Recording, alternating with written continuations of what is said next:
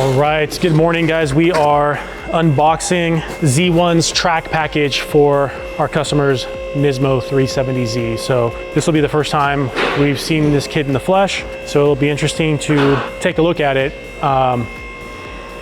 From what I've seen in photos, it looks like they are using an R35 GTR caliper, a style of the GTR caliper. So let's start unboxing. All right, there you have it. This looks like this is probably for the rear since it is a 4-piston caliper. Yep, definitely the rear. Definitely has that GTR look. It has the Z1 logo machined into it. Really nice looking for sure. The brackets that are included to make it all work are really nice too. So it looks like all machined aluminum pieces. Really, really nice quality stuff. So this looks like it's going to be for the front since the R35 GTR calipers have a bolt right in the middle of the caliper itself. So let's continue unboxing.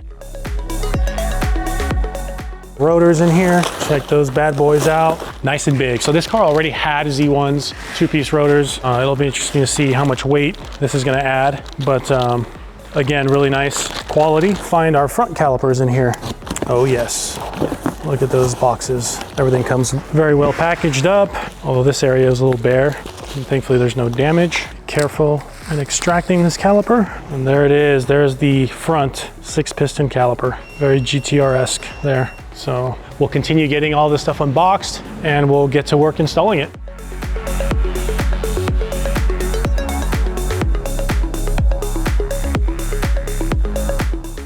Damn, I don't know, I can't tell. I was expecting one to be smaller than the other and these look to be about the same. But yeah, these are the rears because you have the hub for the e-brake portion. Let's do a little weight thing too, real quick. Can you give me one of those front rotors, JD? All right guys, we're gonna weigh the Akibono fronts that are from Z1, just so we know what the weight difference is gonna be. We know it's obviously gonna be heavier. All right, there you have it, 23 pounds and 15 ounces. That's what's coming off. And the new GTR track rotor, 32 pounds and 6 ounces. So there you have it, almost about 9 pounds that you're adding to the front.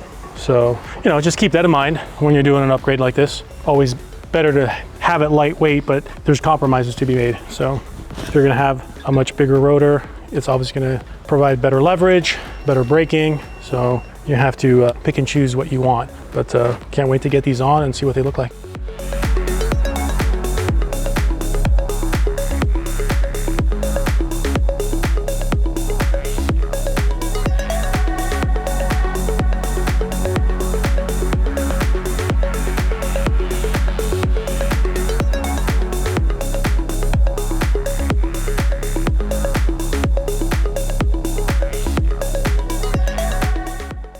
So I took these from my uncle Jose. You know, he's a gardener. He was trimming my roses, you know, and I was like, hey Theo, I need those for a brake job real quick. So I was stealing things. But yeah, we're just cutting the shields back in order to get the rotor to actually fit. So this actually makes it so much more easier instead of just grinding at it, hearing the nasty noises.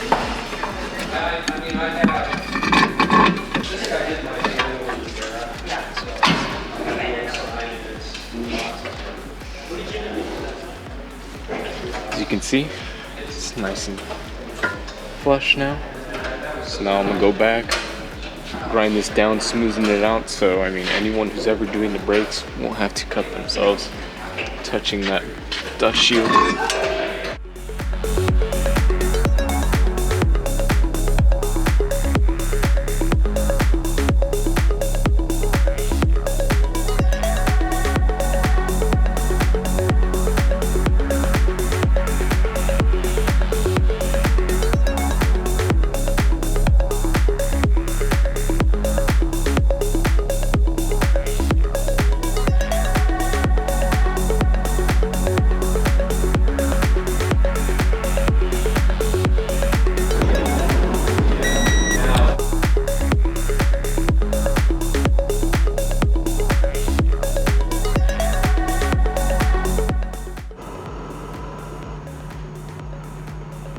We've wrapped up the installation of the Z1 track package brakes with the 6-piston calipers in the front and the 4-piston in the back. Really nice looking setup with that GTR style caliper and I have to say that I'm excited to go take it around the block, get these pads bedded in. So we got to get these things bedded in before we really can get any good assessment. So I always like to do the 40 to 0 consecutive stops to 10, let the rotors cool down for at least a few hours and repeat that process again.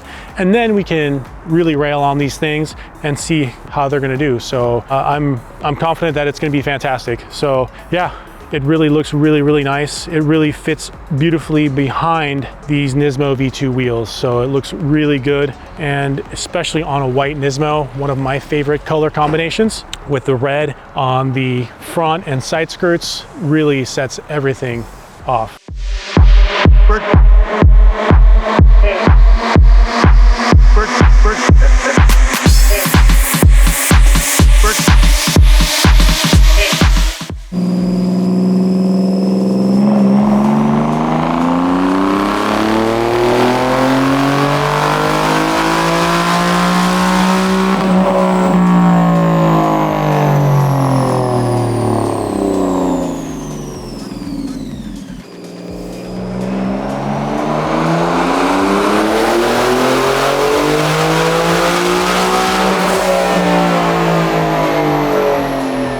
Hey guys, we've got a Looker of a Z here in yellow. A beautiful build by Jason at HP 101. And it's in here today so we can just make sure the tune looks good and ensure that it's getting broken in correctly, and there's gonna be no issues. So everything looks fantastic. This bad boy is gonna be hitting the rollers here again, get a good solid tune on it, make a little bit more power, get the boost control dialed in, and fuel system will get upgraded. And once it does, we'll be hitting, hopefully, some really good numbers. So right now, just breaking it in on its current map 2, we are in the low 600 wheel, 15 pounds of boost. So really healthy. This does have a GTR intake manifold. So again, for the guys who are running and jumping at this, it's beautiful. However, just remember you are gonna lose top end power. It's just physics. The runners are way longer than the factory VHR intake manifold, and there's no way around it. So this does, however, improve the low end